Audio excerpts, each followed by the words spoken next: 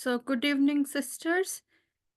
બધાને thank you so much આજે attend કરવા માટે ફર્સ્ટ ઓફ ઓલ, કારણ કે I know we are all busy now. બધા હવે ડિસેમ્બરમાં છીએ, આપણા બધા પોતાના કમિટમેન્ટ્સ છે, પોતાનું બધાએ પોતપોતાના કમિટમેન્ટ્સ નહીં હોય તો કામ બી પતાવવાના છે. ઘણા બધાને એવું છે કે ચલો જોબ પર કામ પતાવી દઈએ, એક્સ્ટ્રા કામ કરી લઈએ so that we can have few more days off including me. પણ આપણને ઈશ્વરે આજે અહીંયા ભેગા કર્યા છે, એના માટે આપણે ઈશ્વર પિતાનો આભાર માનીએ અને અ, આપણે એમની પાસે માંગીએ કે આપણે જે આજે સાંભળવાના છે, ફર્સ્ટ ઓફ ઓલ મારા મોંમાંથી જે શબ્દો નીકળે, મે દે બી બાય ગોડ. કોઈ મારી વિસ્ડમ નહીં, હું જે બોલું એ મારા તરફથી નહીં હોય, ઈશ્વર તરફથી હોય. અને આપણે એવું પણ ઈશ્વર પાસે આશા રાખીએ કે એ આપણને આમાંથી વિઝડમ પૂરી પાડે. મને ખાલી 2 મિનિટ આપજો.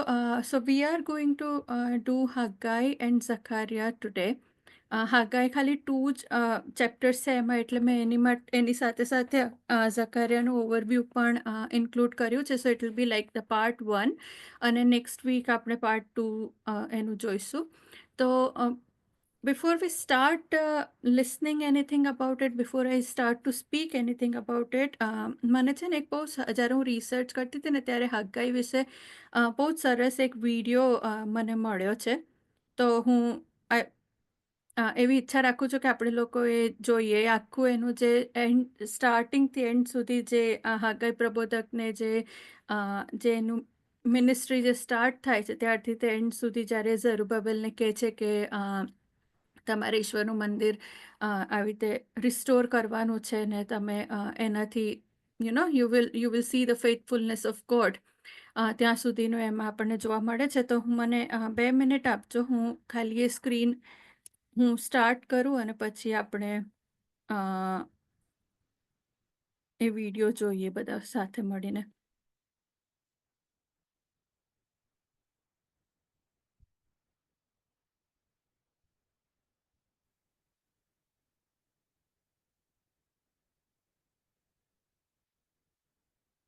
The book of the prophet Haggai. It's one of the small. સંભળાય છે બધાને? Yes, Siddhi. Yes. Okay. Smaller prophetic books, but crucially important in the overall story of the Hebrew Bible. So for centuries, the Hebrew prophets had been accusing Israel of breaking their covenant with God through idolatry and injustice, and they warned that God would send the great empire of Babylon to take out Jerusalem, destroy the temple, and haul off the people into exile. And it all happened in the year 587 BC. But that wasn't the end of the story. The prophets also believed that there was still hope, and that God would one day bring back a transformed remnant of his people Israel to live in a new Jerusalem, where God's presence would live in their midst. Now, when we turn to Haggai, the year is 520 BC, nearly 70 years after the exile. And the Babylonian Empire has recently collapsed, and the world is now ruled by the Persians. Now, they allowed the return of any exiled Israelites who wanted to go back to Jerusalem, which still lay in ruins. And so, under the leadership of a high priest named Joshua, and Zerubbabel, an heir from the line of David, and a group of exiles, they all returned and began to rebuild the city and their lives. Remember the story from the book of Ezra, chapters 1 to 6. So our hopes are high, and the future seems very bright, but it's not, actually, at least from Haggai's point of view.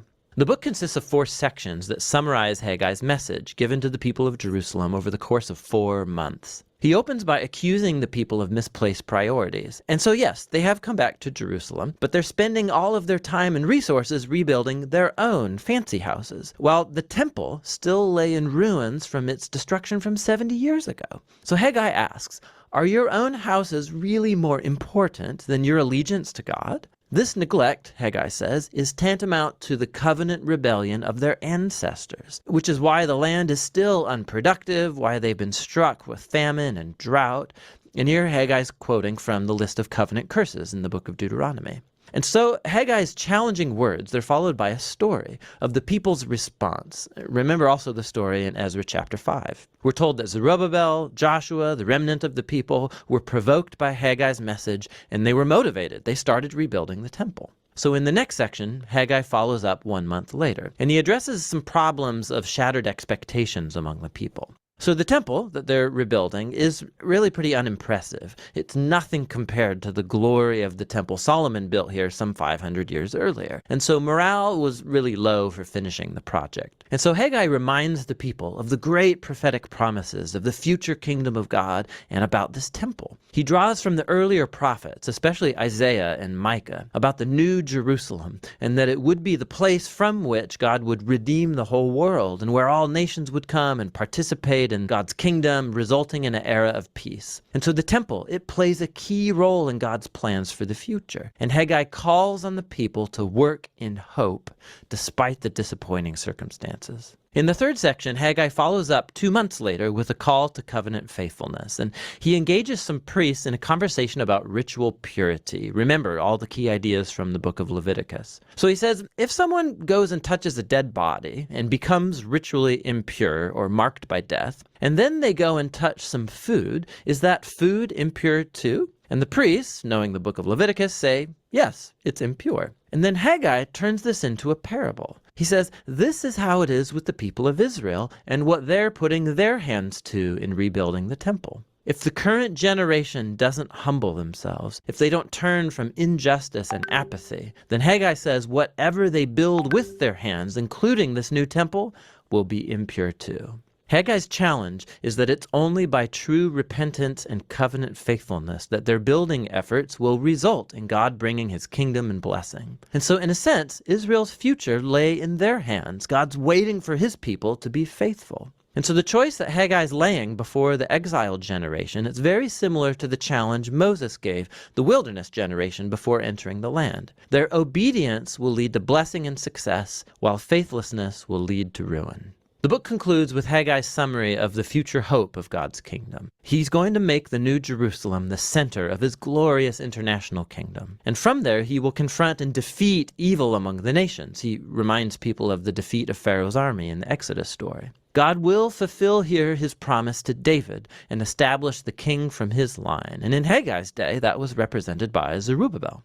And so the book ends with the choice of a bright future just hanging there. So the question is, will Haggai's generation be faithful to God? Will they experience the fulfillment of all these promises? And Zerubbabel, will he be faithful? Will he turn out to be the Messianic king? And you have to just keep reading into the final 2 books of the prophet, Zechariah and Malachi, to find out. But you can see how this little book contains a great challenge to every generation of God's people, that our choices really matter, and that the faithfulness and obedience of God's people is part of how God has chosen to work out his purposes in the world. And so this surprising truth should motivate humility and action in God's people as they look forward to God's coming kingdom. And that is the message of the book of Haggai.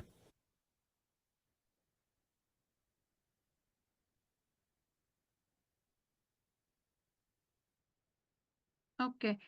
Uh, so this was basically the, gist કે શું છે હગાઈની બુકમાં એ આપણે જોયું. નાવ give me અ minute, હું મારું presentation share કરું. I hope it works.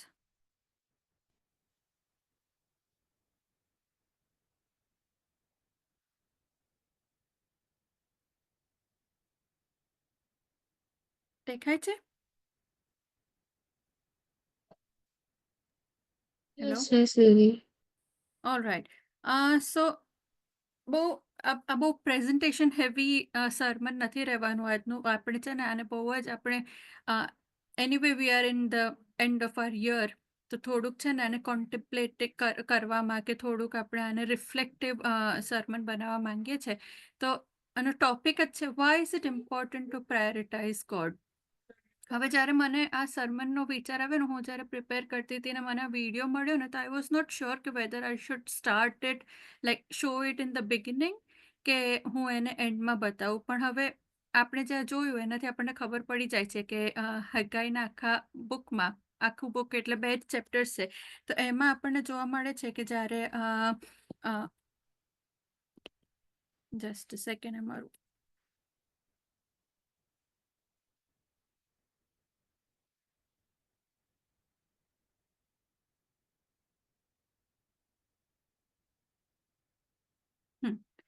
તો જે હગાઈ અને ઝાકરિયા બંનેમાં ટુ બી ઓનેસ્ટ આપણે જોઈએ ને કે એ લોકો જ્યારે ઇઝરાયલાઇટ્સ જ્યારે રિટર્ન થયું બેબિલોનિયન એક્સાઇલમાંથી ત્યારે એ બંને પ્રોફેટ્સનું મિનિસ્ટ્રી આપણને જોવા મળે છે. બંનેમાં આપણને જોવા મળશે. હગાઈમાં જે છે તે એવું કહેવામાં આવે છે કે તમે એ ટેમ્પલ રિસ્ટોર કરો, અને પેલામાં હોય છે કે ઝકારિયામાં કહે છે કે તમે એને રીબિલ્ડ કરો. બરાબર. તો બેસિકલી એ બંને બુક્સના જે મેસેજીસ છે they are field with themes of એક તો રેસ્ટોરેશન, જે આપણે ઈશ્વરના મંદિરની વાત કરવામાં આવે છે એનું રેસ્ટોરેશન. એની માટે એ બંને પ્રોફિટ્સ જે છે they are encouraging the people કે અમને ખબર છે તમે હમણાં બહુ ચેલેન્જિંગ ટાઈમમાંથી આવ્યા છો, તમારું બધું જે હતું તમારી પાસે બધું તહેસ નહેસ થઈ ગયું છે, તો you are more focused towards your own houses કે યોર ઓન સક્સેસ, કે તમારા જે પોતાના ગોલ્સ છે એની ઉપર. બટ એ બધું ત્યારે જ સક્સેસફુલ થશે જ્યારે તમે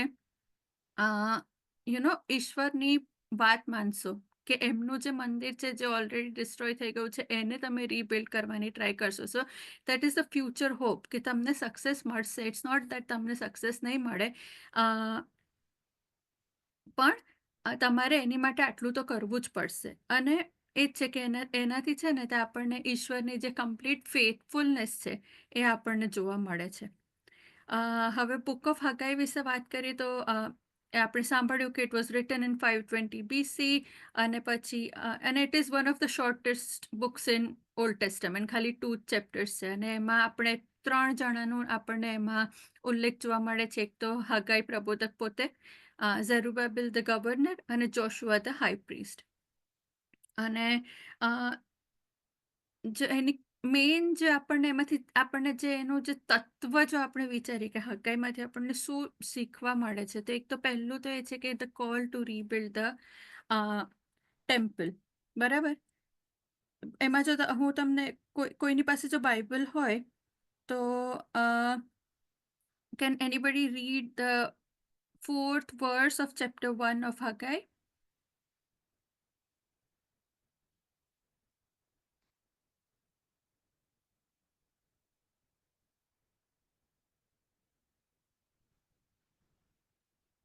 ઓકે, હું જ વાંચી લઉં. તો એમાં એવું લખ્યું છે કે is it a time for you your selves to be living in your panel houses while this house remains a ruin. બરાબર.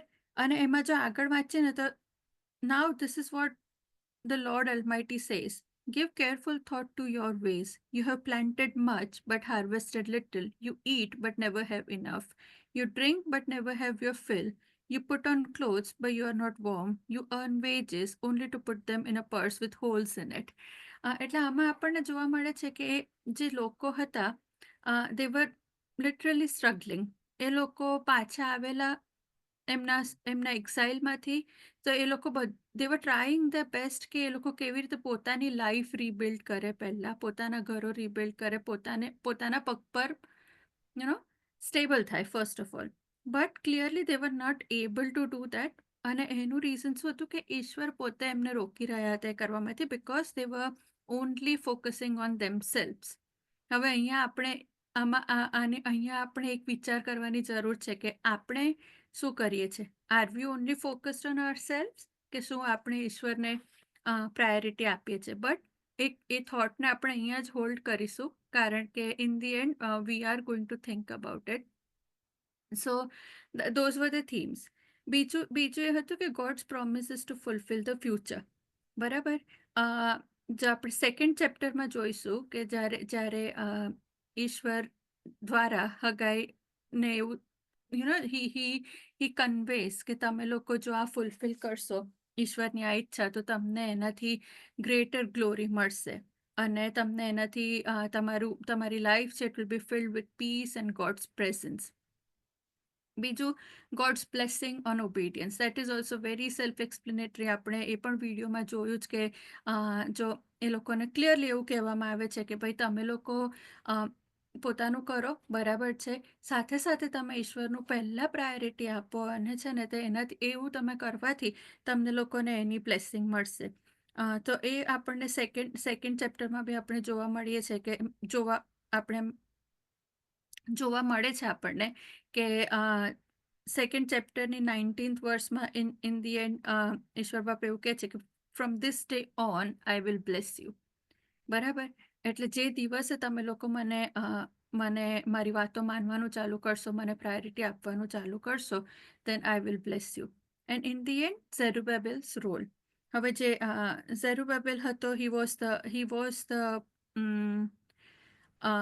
પ્રેસિડેન્ટ કહી શકીએ એને, અને he was a main person there. અને જો એને માટે પણ એવું હતું કે હગાએ એને જઈને કીધું કે તું આ બધી વસ્તુઓમાં લોકોને એન્કરેજ કર અને એનાથી તું બહુ જ બ્લેસ થશે.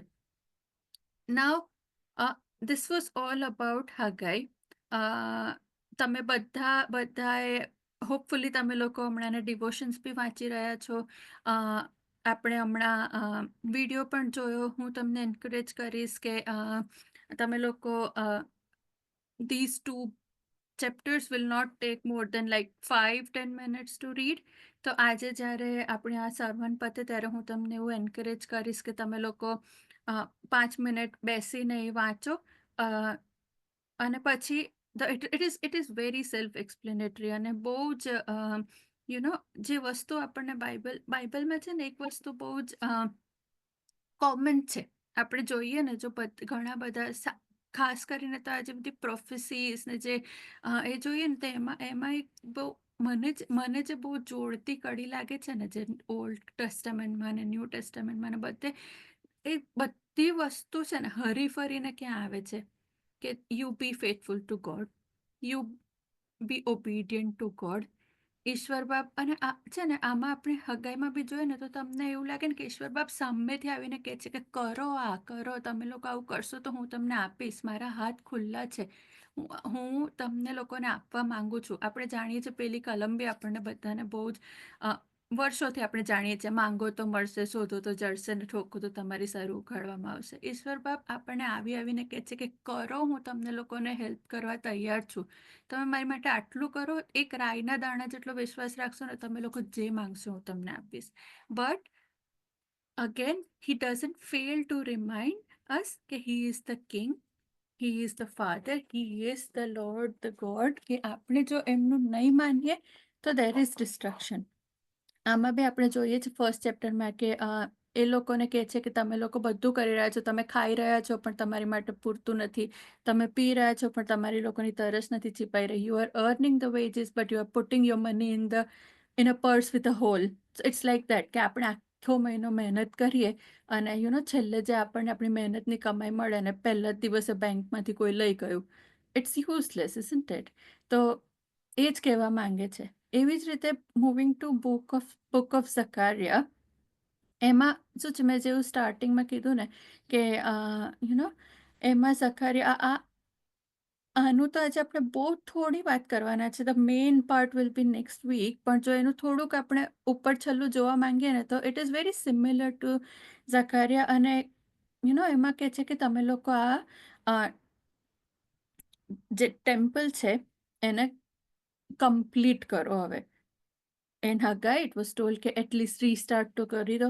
અને આમાં કહેવામાં આવે છે કે now you have to complete the temple, I will return to Jerusalem with mercy and there my house will be rebuilt. એવું ઈશ્વર કહેવા માંગે છે. અને પછી ઝકારિયામાં આગળ જઈએ છે ને તો એના 8 વિઝન્સ જે બહુ જ એકદમ છે ને, એકદમ આપણા સપના હોય ને, જો તમે વાંચો ને, જ્યારે હું એના ડિવોશન્સ પ્રિપેર કરતી હતી ને કાલે આ સર્મન માટે હું થોડુંક જોઈ રહેલી કે શું કઈ રીતનું છે, આપણે વાંચીએ ને એકદમ આપણા ડ્રીમ્સ જે હોય ને એવું લાગે કે આ એક માણસ છે, કોઈક રસ્તા પર ચાલી રહ્યો છે, એને આવું થઈ ગયું, પછી કોઈકને હીલિંગ થઈ ગયું, પછી એક લેડી છે એને બીજી લેડીને પકડી છે. ઓલ ધોઝ થિંગ્સ મારી એકદમ વિયર્ડ મેમરી મને હમણાં હેલ્પ નથી કરી રહી એ બધા વિઝન્સને પ્રોપરલી યાદ કરવા માટે. બટ બેસિકલી આ જે 8 એના વિઝન્સ હોય છે એનાથી આપણને છે ને ઈશ્વરનો એ લોકો માટે શું પ્લાન છે, પછી બધા નેશન્સ પર એમનું શું જજમેન્ટ આવવાનું છે, જેરુસલેમનું રેસ્ટોરેશન અને